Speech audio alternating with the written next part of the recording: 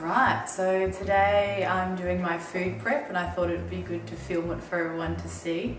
Meal prep is definitely something that is super worthwhile but can be a bit mysterious if you've never done it before. So I'm going to let you guys follow along today. So the first place I always start off with is my containers. So having some good quality containers is a really good place to start. I sometimes just use Chinese takeaway containers because they're sort of cheap and easy. From an environmental perspective, obviously not the best choice. So if you want to invest in some matching Tupperware, I know some people love Tupperware, definitely go for it.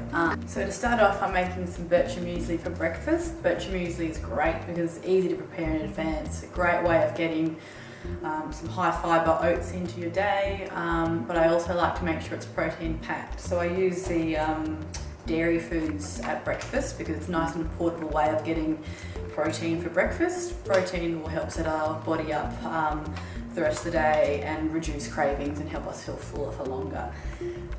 So I also like to use a little bit of protein powder in my bircher just to bump up that protein intake because protein can be quite hard to get at breakfast unless you're having a steak, and I mean some people enjoy that but not myself. So what I'm going to do is I'm going to times out my breakfast. I'm going to times that up by 5 to get my 5 serves for the week. So 250 grams of oats and a few of these tubs of yogurt. So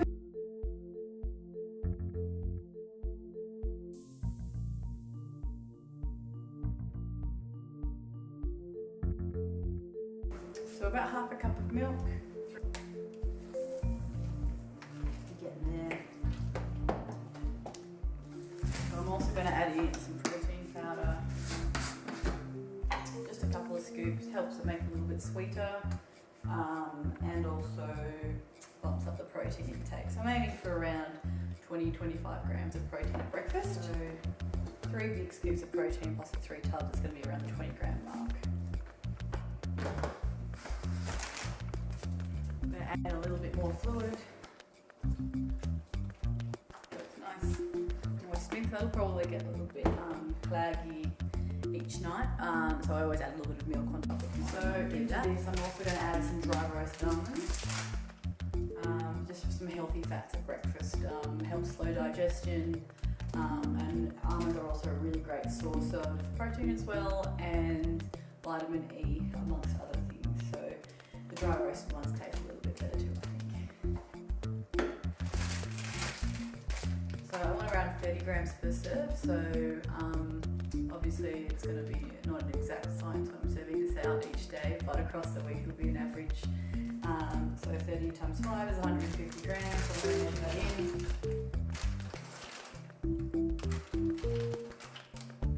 And the fruit I'm going to add to mine today is going to be some cherries. Cherries and almonds are really nice. I poured these out a little bit. It's going to be a bit of juice in here. The whole packet in.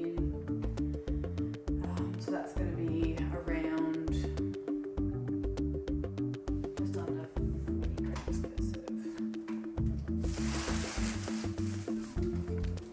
So as we add them all together, you actually get quite a lot of volume, so it's quite a lot of bang for your buck. It's a really nice way to start the day, easy to take to the gym, and you could also use this as a pre-training snack as well, which makes bircher muesli really versatile. If you're lactose intolerant, you can use lactose-free milk.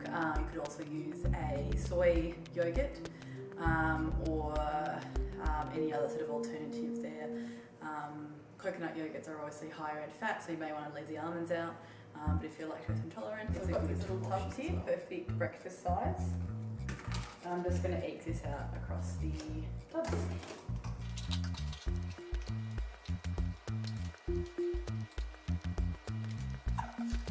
That's the bircher muesli done. I'm just going to repeat that with the other tubs and breakfast. So I'm going to start tackling lunch now. And so when I'm trying to make a lunch, I try and include a protein source. So tonight we've got chicken. Then I'll include a healthy fat source, so I'm going to use avocado today. Then I'll use a carbohydrate source, so I'm going to use some brown rice, and then some greens just to fill it out, get that fibre and those antioxidant rich foods in there.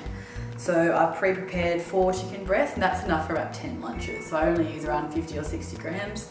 of chicken at lunchtime, and then I'll sort of bulk it out with the protein from perhaps some cheese from dairy, and then the sort of brown rice also has a plant-based protein as well. So that gives us that 20-25 grams of protein pulsed at lunchtime as well. So there's no need to go crazy on the meats. You can reduce the protein portion size, but also get that protein served from the dairy foods like cheese, or using things like nuts, and also from the grains. So quinoa and brown rice are also a really great source of vegetable protein as well. So I'm going to chuck this onto. So while I have that chicken cooking away, I've marinated it in some olive oil and some Moroccan spices, just for about half an hour before I started cooking them, and they're nicely chopped up. They should take around 20 minutes to cook. I'm going to get cracking on my dip and veggies and egg, which is going to be a morning tea. So what I've got is hard-boiled eggs. So I've done these earlier and I've peeled them.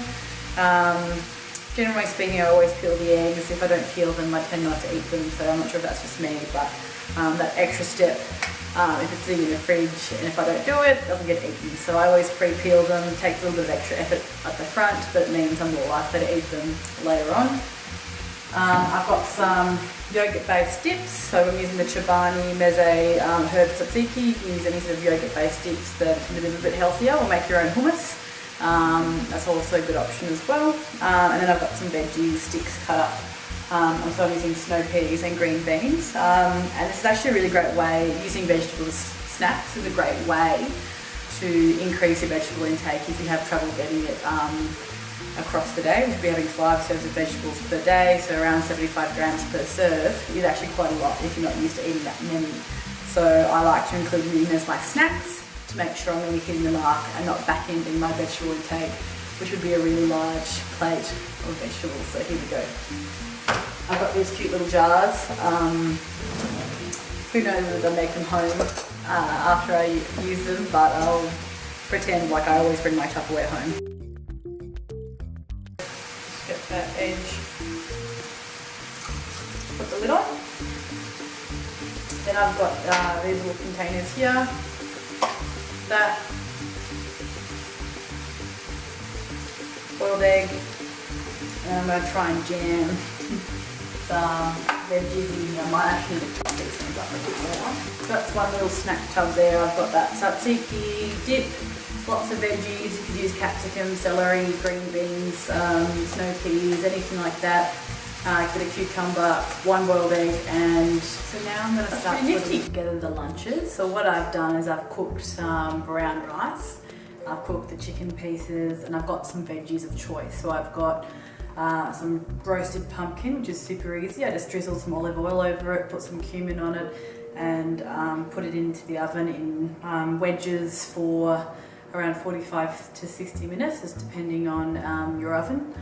And I'm also going to include some green beans and some lettuce leaves. So putting it all together in advance is a great way of preparing.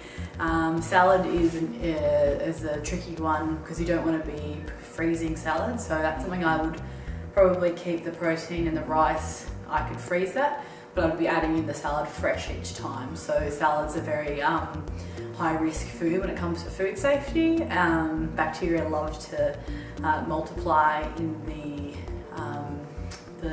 high moisture content foods, and so it also doesn't freeze really well. So rice is also quite a high moisture content food, but we can freeze it quite easily and it actually doesn't affect the food quality too much, whereas salad really hard to, because it's so delicate, it's not a great one to freeze. So I'm going to start dishing these out, but just keeping in mind that you might want to do it 3 days at a time.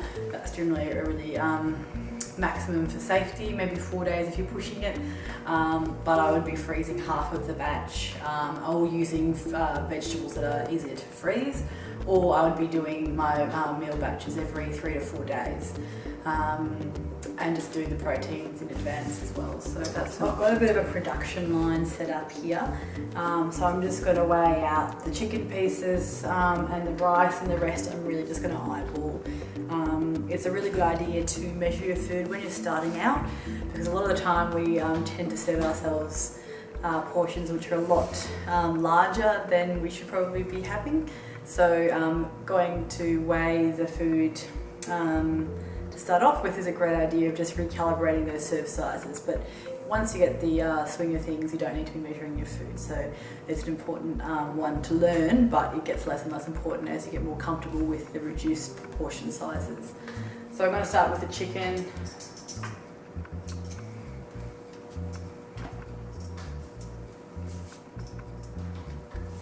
Two portions. Zero the weigh scales. It'll be around half a cup, so it's about 125 grams of rice.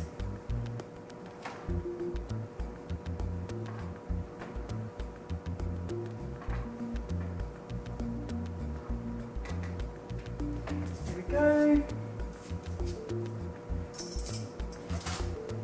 Got 1 wedge of the roast pumpkin and cumin.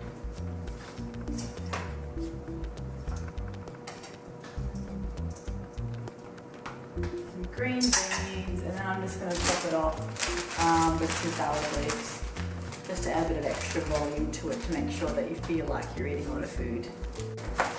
So that's one of the containers. I'm just going to close that one up and repeat that another 5 or 10 times. So I'm cooking for 2, and that means this is going to be double. So watch this space and I'll show you what the end product looks like. And so finally I'm going to do my pre-training snack.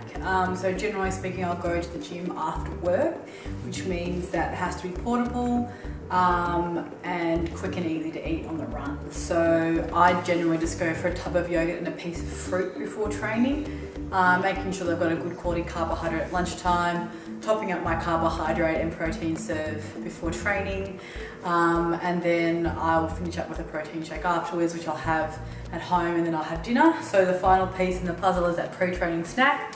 And so I've just got a tub of yogurt and a piece of fruit, and I've also got a little protein ball which I've made hot cross bun flavoured this week. So these take a little bit of time to make, but they're very delicious. So it's nice for that 3 p.m. Sweet tooth that I sometimes get if I haven't eaten properly. So this one definitely helps. And here is the final product. So this is 5 days worth of lunches, breakfast, lunch, and 2 snacks. Pre-training snack right here.